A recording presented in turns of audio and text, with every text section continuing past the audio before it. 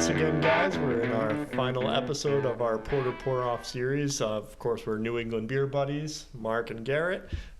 So today we're running down the results of what we've done so far to taste them against each other a bit for our top four, and then provide our winner. We have an idea of who it probably is going into this, but we'll see if our opinions change, kind of tasting these up against each other. Do you want to talk about what we have in front of us today? Or? So we have the Small Change Night Windows Porter. That's the Night Windows Porter from Small Change Beer Company. We have the Drayman's Porter from Berkshire Brewing Company. We have the Draken Porter from Kelsen Brewing Company, and Mason's Holiday Porter. You can see the different cans of the different beers that we're tasting here today. So yeah, we have them all four, poured, and we're going to be tasting them against each other and just kind of, because I don't think we've tasted any of these ones on the same day. So it'll be, we kind of just, we figured to compare them, and might as well be something where we're not really going off memory. Right, absolutely. So there's no scoring sheets here. We're just going to kind of do it kind of based off our general impressions. The scoring helped us narrow it down, and then now we're kind of just have fun with it and let you know what we think. So I'm going to grab the Berkshire and cheers. Yep, cheers. And that's definitely really good, just like I remember. And actually, another thing I do want to point out, I think that one of the advantages of having them all four beers at the same time is that we can really see, I feel, that the head on the Kelsen Brewing Company, like, it lasts the longest, and I think, mine looks really, really good. It's always a very beautiful, like, tannish color, and the fact that I feel like it's the longest lasting of all the ones is definitely a point in Kelsen's favor. Absolutely, yeah. I'm a big fan going into it, but we'll see. So I like the Berkshire. Well, of course we like all of them, but the Berkshires. I think one of the comments we had first time around is very drinkable. It's very well balanced. So sweet, but almost dry towards the end. I'm a big fan. I guess I'm gonna hop over to. Why not? I'll do the Small Change next. Yeah. So we have the Small Change and the Kelsen are both robust porters. So they're a little stronger, a little thicker. Actually, the Baltic porters are the same way. Yeah. So actually, the Drayman's is the only kind of standard porter of what made it into our finals, if you will. I do have to say, I think I like the Night Windows, that I'm comparing them against each other. I think I like the Night Windows Porter a bit more than the Berkshire Brewing. I would have to agree with that. And I think it might just be because of the robust porter thing. I'm not quite sure. I do tend to like those, but it definitely is a fuller bodied beer for sure.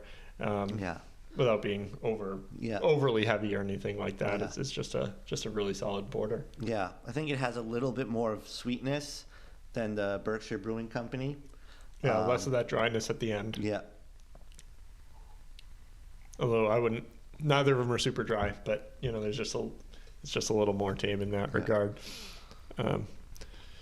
So I guess we went from one robust porter. Do we want to do the Kelsen? Sure. All right, so now we're kind of probably going Kelsen against Small Change, and we're just going to kind of keep shuffling around like this. I got to give between these two. The Kelsen and the Small Change. I've got to give it to the Kelsen. Yeah, I do think it's close, and I would agree with that. The Kelsen has like an amazing mouthfeel. And I just feel like it seems a bit more, I would say, maybe a bit more kind of thicker feel than the Small Change. But both are really, really good. I feel like they have similar flavor profiles, with the Kelsen I feel is a bit better. Yeah, I feel the Kelsen has a little more complexity to the flavor profile. They're both sweet, they're both good porters, but I think it's tough to put your finger on what, but I think there's a little bit more going on with the Kelsen. Yeah, for sure. I feel the flavors are a bit more bolder and more pronounced than they are with the Small Change. I mean, both really good, but yeah, I think the Kelsen is. Yeah. I think going back to, we're not really talking about the numbers outright here, but Mark and I kind of know what the sheets looked like along the way. And I think the Kelsen may, now that I'm tasting it again against some of these others, I might have put the numbers a little lower than I should have, kind of in comparison. Yeah. It's definitely, it was always one of the stronger contenders, but going back, I think it's tough to maintain a constant rating system across these multiple sittings. So that's one of the reasons we're kind of doing this at the end as well, to compare and check ourselves. Yeah, and also I feel like the Kelsen was one of the first ones that we tasted. So, I feel at that time we were kind of still sort of ironing out and trying to figure out, what exactly, is a 10, what's an 8, and sort of that sort of thing. We didn't have as much to sort of compare it of as we were when we were kind of, we're a couple of episodes further on. Right, absolutely. But that's interesting. They both have the sweetness. I'd say the small change gives way to almost a little like citrusy, but not really. I don't know. There's something that puts a little sourness into it somewhere in there, which it's good. It's not. None of this is bad commentary in any way. Exactly. These are the winners of some really good beers. So it's just a difference. I wouldn't say that makes it better or worse. In and of itself. Yeah. The small change, I feel like maybe the flavors they're maybe more on, like they kind of take maybe towards like kind of the end of the finish or the aftertaste to become really prominent. Meanwhile, Kelsen, I feel it's delicious from right up front. Right. It doesn't need any time to develop. Really, it's right there. They did a great job with that one. Do we want to move on to the Masons and see what we think? So that's still a very strong contender as well in my book. One of the things that they've done well with their flavors is it does have that smokiness to it, and I do wonder if they did any smoke drying on the way of their ingredients at the beginning of the process. I think they may have, but don't hold me to that. I'm not an expert in that regard. But still a very, very, very good beer. Yeah. And I just wanted to point out as well, I know Mark was talking about the head at the beginning on these. The Masons is also the other one that's really still has a beautiful tan head, maybe a little darker than the Kelsen actually. And it's just a really, really great beer. I personally really enjoy that smoky aspect to it. Yes, it's very. It's kind of different to rate it because it's the one where it's really, out of the 4 beers here, it's the one where it has the most different ingredients because it's a holiday porter, so it has a little bit of spices. So it's got a bit of a different because we're not really between the holiday porter and the Kelsen. It's not quite comparing apples to apples. It's a little bit like, apples to oranges. And I definitely think also like the Masons, like the spices, it also has a really nice aroma. So that's, it's really, really good. But I do kind of feel that, I might give the advantage to the Kelsen because I think also there's just something about like a straight porter where it's like it's more than like something that's a holiday beer with all the spices where like you really just could see yourself drinking a bunch of them in a night. Oh, I have. Yes, yeah.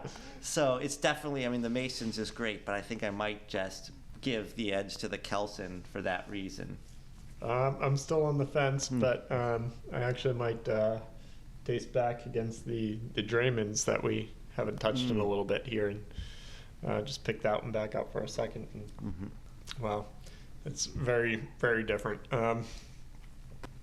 I agree with Mark on the holiday. It's kind of easier to judge the first 3 in the small change, the Berkshire, the Kelsen against each other because they're straight porters, so to speak. 2 robust porters, and then the Draymans. But versus this Baltic porter. I'm not quite sure where to put it in there because it's unique. It's great. I enjoy it a lot.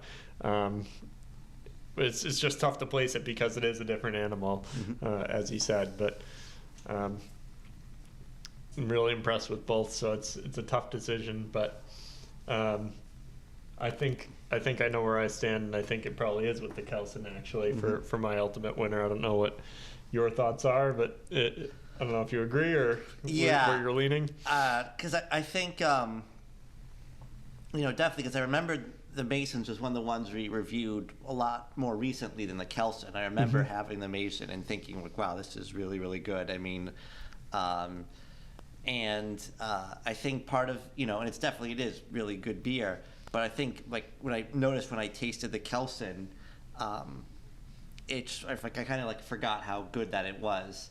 It is just a really, it's like a quintessential porter, but it just kind of explodes with, like, the malt flavors, and it's just, it's got a lot of sort of a sweetness to it, and it just has a really nice smooth mouthfeel, and it's I just was really thought that was just we just hit it out of the park. Yeah. They really nailed that one. Yeah, I think so. I think we're in agreement. The Kelson Draken Robust Porter would be the winner of our tournament here, so to speak. Honorable mention to everyone else, of course. And I just wanted to chat a little bit about going into this, where we stood. So going into it, actually, again, our numbers in our sheets were a little skewed over time as to how we rated things, perhaps. But going into it, we had the Masons in the lead.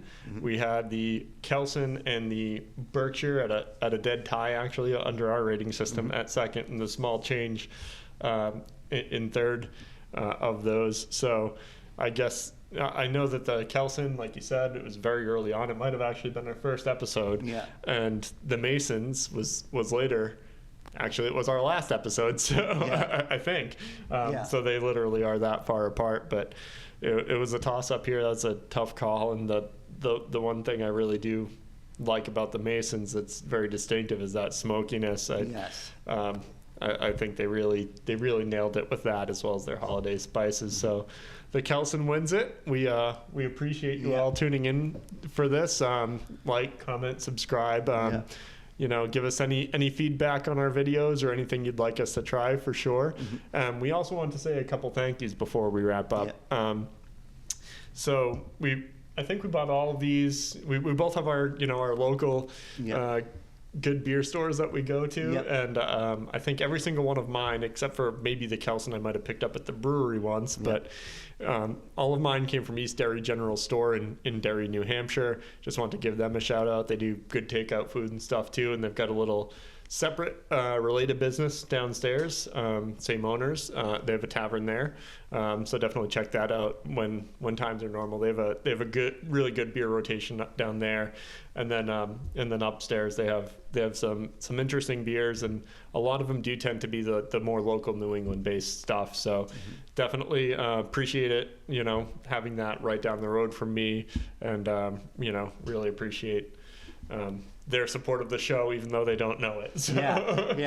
Yeah. And I'd like to thank the craft beer cellar in Western Massachusetts. It's like 5 minutes from where I live, and it's always where I stock up on beer.